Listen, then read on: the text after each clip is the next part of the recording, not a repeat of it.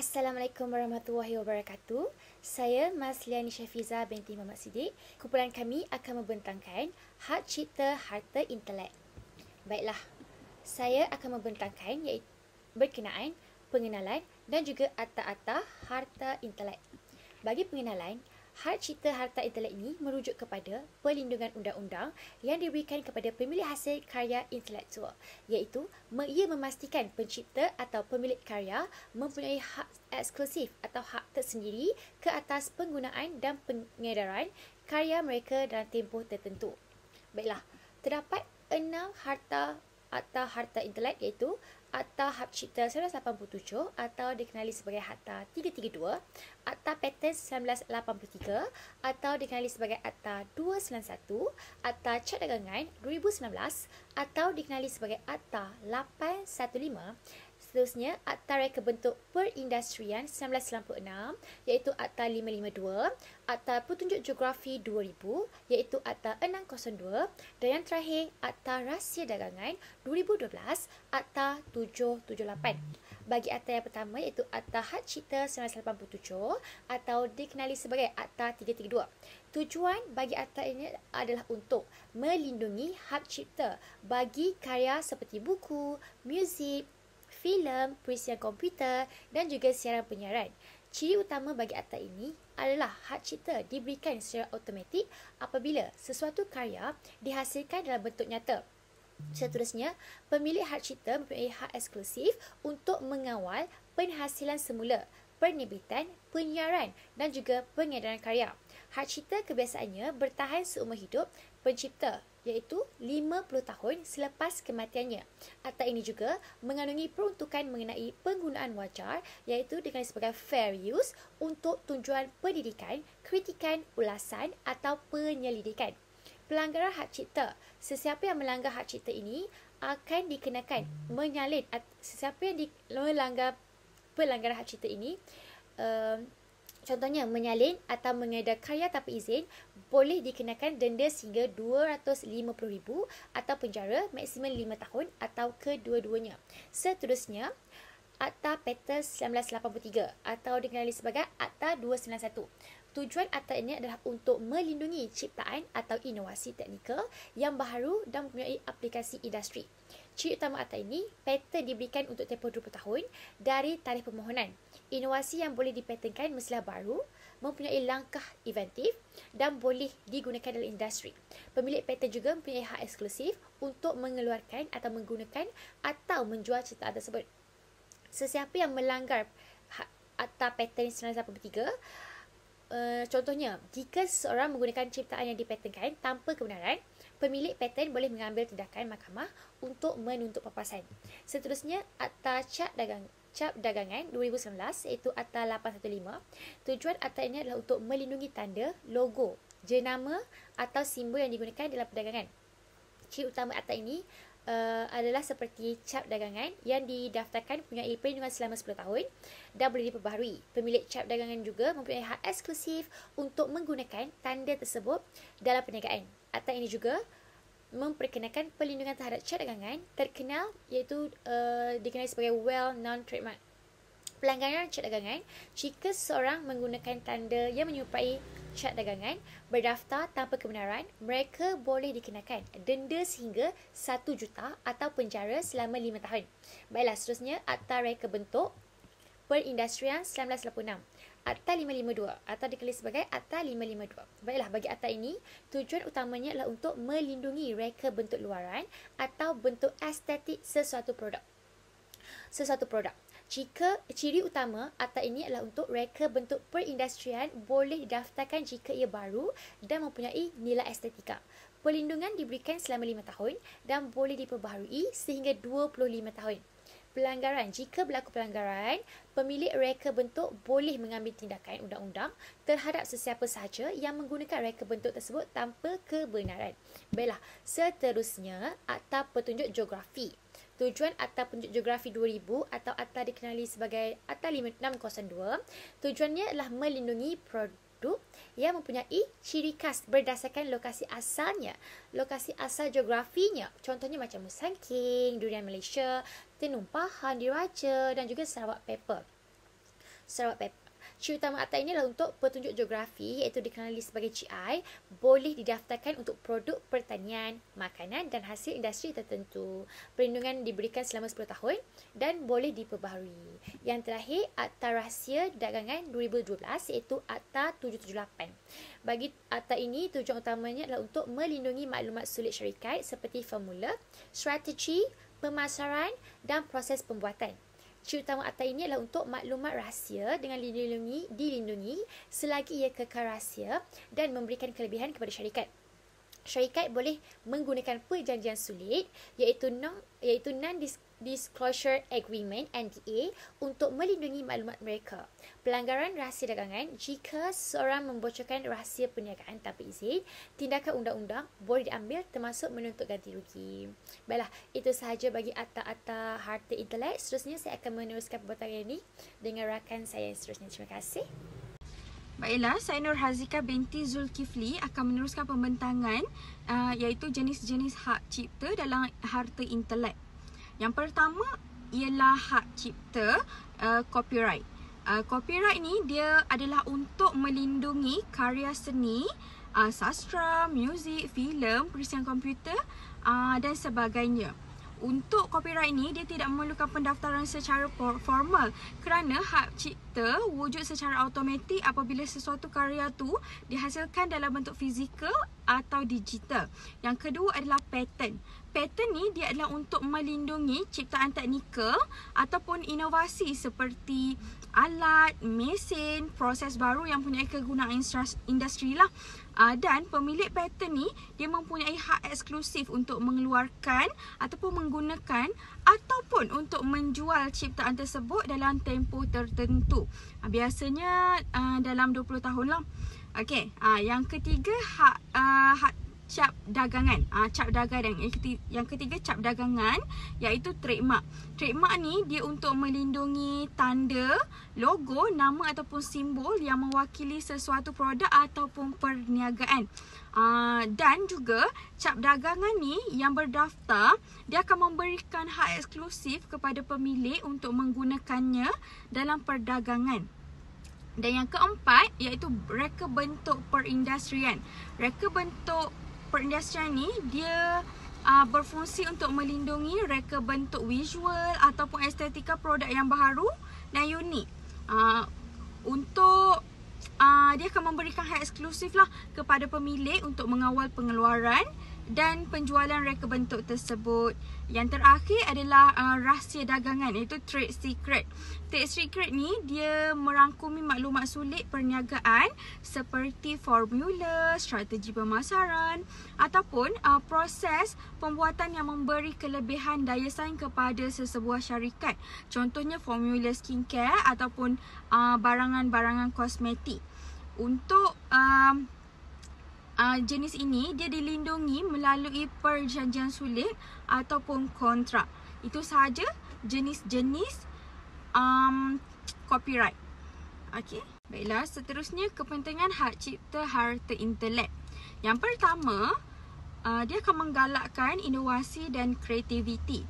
Apabila individu dan syarikat tahu bahawa ciptaan mereka dilindungi, mereka akan lebih terdorong untuk mencipta sesuatu yang baharu. Seterusnya, dia akan menggalakkan lebih banyak pelaburan dalam pendidikan dan juga pembangunan R&D kerana hasil inovasi mereka tu dilindungi daripada penipuan. Sebagai contoh, syarikat farmaseutical dia akan melabur berjuta-juta ringgit untuk mencipta ubat baru kerana paten akan memastikan mereka mendapat pulangan pelaburan yang tidak ada di syarikat lain. Baiklah, yang kedua, dia akan memberikan ganjaran kepada pencipta melalui royalty ataupun keuntungan. Kepentingan ini dapat dilihat daripada sudut, kalau sebagai contoh kan, hak cipta tu dia akan membolehkan pencipta menjana pendapatan melalui royalty, jualan ataupun perlesenan karya mereka. Hal ini akan meningkatkan nilai ekonomi negara dengan menarik pelaburan dalam industri kreatif, teknologi dan juga perniagaan. Sebagai contoh, industri muzik, filem, Kalau kita tengok di Hollywood, dia akan menjana berbilion dolar lah setiap tahun kerana adanya perlindungan hak cipta yang kukuh. Contohnya kita boleh tengok syarikat Marvel kan. Okey, yang ketiga, kepentingan dia menghalang plagiat dan penyalahgunaan. Dia akan mencegah pihak lain daripada menyalin, mengedar atau menggunakan hasil kerja seseorang tanpa izin. Seterusnya, kepentingan dia akan memastikan persaingan yang adil lah dalam pasaran, yang mana syarikat ataupun individu dia akan bersaing berdasarkan inovasi dan bukan dengan meniru idea orang lain. Sebagai contoh kan, jika seseorang menyalin logo jenama terkenal dan menggunakannya untuk perniagaan dia sendiri, dia boleh dipanggil sebagai penipu lah, kerana dia akan merosakkan reputasi jenama kalau kualiti produk tu tidak sama dengan yang original. Salah lah. Baiklah, yang keempat, dia akan melindungi identiti dan juga reputasi jenama. Contohnya kan, cap dagang, trademark lah. Trademark dia akan melindungi jenama daripada disalahgunakan oleh pihak lain. Selain itu, dia juga akan memastikan pengguna akan dapat mengenali dan mempercayai jenama yang asli tanpa keliru dengan produk tiruan. Sebagai contoh, kalau kita tengok logo Nike kan, dia macam tanda right tu. Daripada jauh pengguna dah tahu itu adalah brand Nike. Yang dilindungi lah. Jadi tiada syarikat lain boleh gunakan dia secara sah. Okey, itu sahaja bagi kepentingan daripada saya. Sekian, terima kasih. Assalamualaikum warahmatullahi wabarakatuh. Seterusnya saya Farida akan menyambungkan pembentangan pada untuk tajuk hak cipta harta intelek. Okey, baiklah. Melindungi hak cipta harta intelek ini merupakan langkah yang penting bagi memastikan setiap karya kreatif dan inovasi yang telah kita hasilkan itu sentiasa diiktiraf dan dihargai serta tidak diceroboh oleh mana-mana pihak. Okay, oleh itu terdapat 6 cara yang paling efektif dan boleh dilakukan oleh semua pihak bagi memastikan karya mereka itu terjaga. Okay, yang pertama, melalui daftar hak cipta. Yang kedua, meletakkan tanda watermark. Yang ketiga, perjanjian undang-undang. Yang keempat, simbol hak cipta. Yang kelima, menggunakan kontrak dan lesen. Dan yang keenam iaitu penguatkuasaan undang-undang. Baiklah, yang pertama, seseorang individu itu boleh melindungi karya mereka melalui pendaftaran hak cipta. Okey, mereka ini boleh melindungi karya mereka dengan mendaftarkan karya atau ciptaan di Pejabat Hak Cipta Negara. Sebagai contoh, di Malaysia terdapat Perbadanan Harta Intelek Malaysia atau lebih dikenali sebagai MyIPO. Okey, MyIPO itu merupakan sebuah badan berkanun di bawah Kementerian Perdagangan Dalam Negeri dan Kosara Hidup iaitu KPDN. Okay, marilah dengan meletakkan tanda watermark. Okay, tanda watermark ni boleh diletakkan pada karya digital seperti gambar, video atau dokumen untuk menunjukkan sesebuah karya itu mempunyai hak pemilikan. Okey, tapi ia dapat berfungsi sebagai amaran kepada orang lain bahawa karya tersebut adalah milik seseorang dan tidak boleh diambil tanpa kebenaran. Okey, undang-undang ini apabila jika seseorang itu bekerja dengan orang lain ataupun mereka membenarkan orang lain menggunakan karya mereka, mereka seharusnya mempunyai perjanjian hitam putih ataupun dikenali sebagai perjanjian bertulis yang jelas menyatakan bahawa karya mereka itu dipinjam ataupun digunakan oleh orang lain dan tidak boleh diambil menjadi hak pemilikan orang lain. Simbol hak cipta terpelihara iaitu yang berbentuk C. Okey, dengan menggunakan simbol hak cipta di sebelah karya ciptaan anda, bersama dengan tarikh dan nama pemilik, karya itu jelas menunjukkan bahawa ia merupakan sebuah karya yang mempunyai pemilik dan ini memberi amaran kepada orang lain bahawa karya tersebut telah dilindungi hak cipta. Seseorang itu boleh menggunakan kontrak ataupun lesen. Jika seseorang itu ingin memberi orang lain hak untuk menggunakan karya mereka, mereka ini seharusnya dan sewajarnya mempertimbangkan untuk menggunakan kontrak ataupun lesen yang mengatur bagaimana karya mereka itu boleh digunakan dan boleh dipinjam. Ini bagi mengelakkan karya tersebut itu dikatakan diciplak daripada mana-mana bahan yang lain. Yang ini merupakan hak cipta dan harta intelek merupakan sebuah dokumen rasmi yang telah menetapkan hak, tanggungjawab dan syarat penggunaan sesuatu karya intelek itu antara pihak yang terlibat dengan pemilik karya tersebut. Dan ini penting bagi melindungi pemilik hak cipta serta memastikan hak dan kepentingan mereka dilindungi dan dihormati dan tidak berlakunya pencerobohan dalam mana-mana karya. Okey. Sekiranya perkara ini berlaku tanpa perjanjian bertulis, undang-undang boleh dikenakan kepada pihak yang terlibat.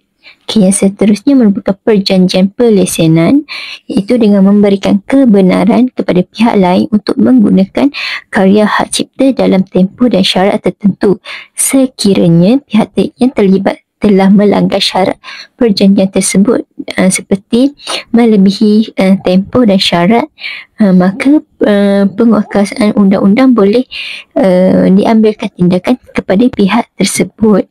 Merupakan cabaran melindungi hak cipta harta intelek. Antara cabaran utama ialah penyebaran tanpa kebenaran.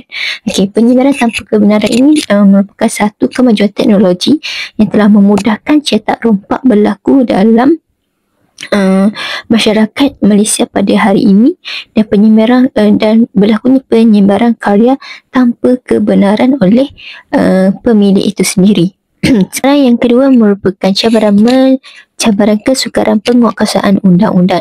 Kita tahu walaupun penguatkuasaan undang-undang ini ketat di Malaysia, namun juga berlaku sukar untuk mengesan dan mengambil tindakan terhadap pelanggaran hak cipta, terutamanya jika dilakukan di luar negara. Hal ini kerana undang-undang di Malaysia dan undang-undang di luar negara adalah berbeza dan perlu melalui banyak proses untuk merungkai kebenaran itu. Dan proses cabaran yang ketiga pula merupakan cabaran kesedaran masyarakat yang rendah. Ramai pengguna yang tidak memahami kepentingan hak cipta dan impak cetak rompak terhadap pencipta asal. Ini kerana mereka tidak tahu bahawa kesan kepada cetak rompak kepada pencipta asal ini mereka tidak mendapat royalti yang sepatutnya mereka dapat, dan ini memberi kesan kepada kerugian yang mereka akan tanggung dan mereka alami itu sendiri. Cabaran yang seterusnya iaitu cabaran teknologi AI dan automasi. Kita tahu bahawa teknologi AI ini sangatlah meluas dalam kalangan bukan sahaja golongan pendidik, tetapi dalam dunia pada hari ini menggunakan AI untuk memudahkan urusan harian mereka. Contohnya, automasi ini bermaksud penggunaan teknologi untuk mengurangkan bantuan manusia dalam operasi peralatan ataupun proses. Dan AI ini telah boleh menghasilkan kandungan yang menyerupai karya asal dengan mencetuskan isu hak cipta baru. Yang merupakan cabaran daripada perbezaan undang-undang antarabangsa. Negara ini mempunyai undang-undang harta intelek yang berbeza, menyebabkan mereka menyukarkan perlindungan secara global. Ini dapat dikaitkan apabila sesuatu pencerobohan itu berlaku di luar negara, dan akta di Malaysia dengan akta di luar negara adalah berbeza. Dan cabaran yang terakhir merupakan cabaran kos perlindungan hak cipta. Pendaftaran dan perlindungan hak cipta memerlukan kos yang tinggi, dan terutamanya bagi individu ataupun syarikat kecil yang mungkin bagi mereka itu merupakan satu kos yang sangat tinggi untuk dibayar, dan kos perundangan pula untuk mengambil tindakan terhadap pencuri hak cipta juga tinggi. Kesimpulannya, hak cipta dan harta intelek memainkan peranan yang penting dalam melindungi hasil kreativiti dan inovasi seseorang individu ataupun syarikat. Dan ini bagi memastikan setiap pencipta ataupun setiap pemilik yang mempunyai karya mereka itu mendapat pengiktirafan, dilindungi, diberikan anugerah serta diberikan ganjarannya sewajarnya atas usaha mereka dalam penghasilan karya-karya yang hebat ini. Dan hak cipta ini berlaku secara automatik apabila sesuatu karya itu dilaksanakan, tetapi pendaftaran dengan Perbadanan Harta Intelek Malaysia (MyIPO) dapat memberikan perlindungan yang lebih kuat. Ini bermaksud sekiranya seseorang itu telah mempunyai hasil karya kreatif, kita tahu itu merupakan milik mereka, namun sekiranya telah didaftarkan dalam MyIPO, itu telah memberikan satu perlindungan yang lebih kuat kepada karya mereka.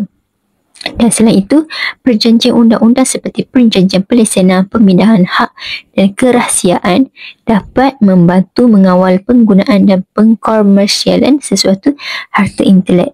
Jadi secara keseluruhannya, pemahaman dan pengurusan hak cipta serta hak intelek yang baik bukan sahaja dapat melindungi hak pencipta, tetapi juga dapat menggalakkan perkembangan industri kreatif, teknologi dan inovasi di Malaysia serta di peringkat antarabangsa. Sekian saja dari kumpulan kami. Sekian, terima kasih.